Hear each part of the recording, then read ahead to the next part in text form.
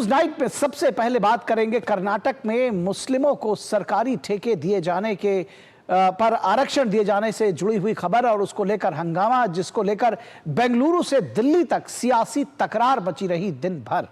Deputy CM DK Shivkumar ने मुस्लिमों को आरक्षण देने के लिए संविधान में बदलाव करने की बात कही, तो इस पूरे मुद्दे को लेकर संसद के दोनों सदनों में जोरदार हंगामा हुआ। बीजेपी के तमाम नेताओं और मंत्रियों ने इस मामले में कांग्रेस पर तुष्टीकरण और बाबा साहब के संविधान के अपमान का आरोप लगाया, तो कांग्रेस ने कहा कि डीके शिवकुमार के बयान को गलत समझा गया है। मुस्लिम आरक्षण पर रार, कर्नाटक से दिल्ली तक तकरार, मुस्लिम आरक्षण की लड़ाई, संसद तक सियासत गरमाई। कर्नाटक में मुस्लिम आरक्षण को लेकर सोमवार को संसद के दोनों सदनों में जोरदार हंगामा हुआ। विपक्ष और सत्ता पक्ष के बीच इस मामले में हुई तकरार को लेकर लोकसभा और राज्यसभा की कार्यवाही एक के बाद एक स्थगन का शिकार होती रही। दोनों सदनों में सत्ता पक्ष की ओर से कर्नाटक में कांग्रेस सरकार द्वारा सरकारी ठेकों में मुस्लिम समुदाय को 4% आरक्षण दिए जाने का मुद्दा उठाया गया। राज्यसभा में इस मामले में जोरदार हंगामा हुआ और जेपी नड्डा ने कांग्रेस पर संविधान बदलने का प्रयास करने का आरोप लगाया, तो कांग्रेस की ओर से नेता विपक्ष मल्लिकार्जुन खड़गे ने आरोपों से इनकार किया। इन्होंने एससी का, एसटी का और ओबीसी का हक मार करके रिजर्वेशन मुस्लिम्स को, माइनॉरिटीज को देने का काम किया है। मुस्लिम्स को स्पेसिफिकली ओबीसी में बैकडोर से एंट्री देने का भी कुछ प्रयास इन्होंने किया। देश का संविधान जो डॉक्टर बाबा साहब अम्बेडकर ने बनाया वो कोई बदल नहीं सकता। लोकसभा में संसदीय कार्य मंत्री किरेन रिजिजू ने कर्नाटक के उप मुख्यमंत्री डीके शिवकुमार के संविधान बदलने वाले एक बयान का हवाला देते हुए कहा कि यदि कांग्रेस संविधान में विश्वास करती है तो उसे संवैधानिक पद पर बैठे व्यक्ति को बर्खास्त करना चाहिए। भारत के संविधान में धर्म के नाम से कोई रिजर्वेशन नहीं हो सकता है।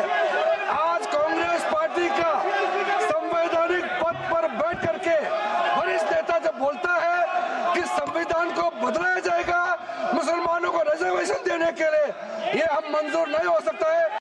सदन के अंदर हंगामा हुआ ही, सदन के बाहर भी इस मामले में खूब बयानों के तीर चले।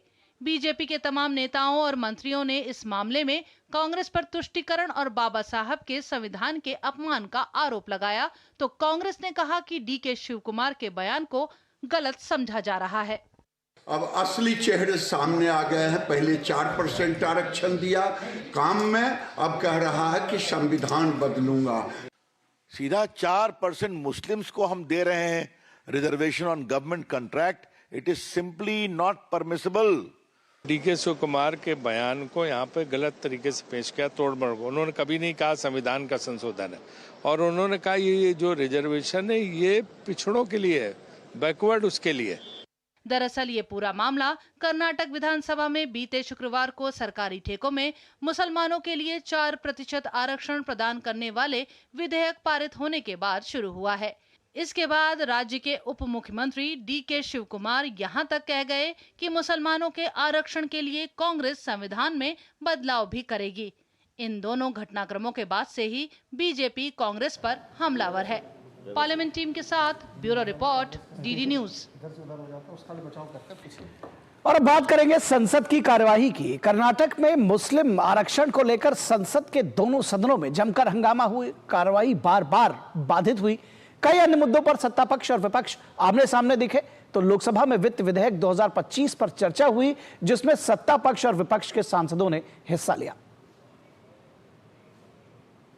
राज्यसभा के सभापति जगदीप धनखड़ ने नेता सदन जेपी नड्डा और विपक्ष के नेता मल्लिकार्जुन खड़गे से मुलाकात करने के बाद दिल्ली हाईकोर्ट के एक जज के परिसर से मिली बड़ी संख्या में जले हुए नोटों के मामले में अहम बात की है।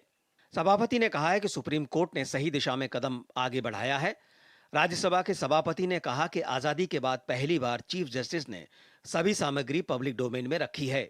राज्यसभा के सभापति ने कहा कि भारत के चीफ जस्टिस ने एक समिति का गठन किया है और उनकी सतर्कता भी विचारणीय है।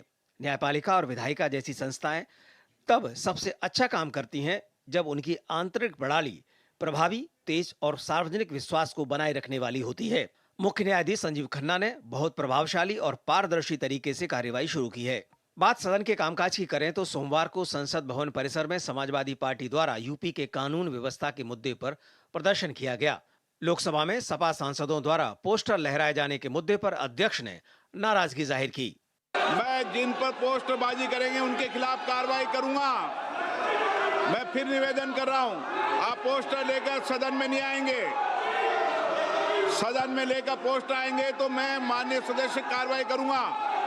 लोकसभा की कार्रवाई कर्नाटक डिप्टी सीएम के मुस्लिम आरक्षण से जुड़े बयान के मसले पर पहले 12 बजे तक और फिर बाद में 2 बजे तक के लिए स्थगित करनी पड़ी।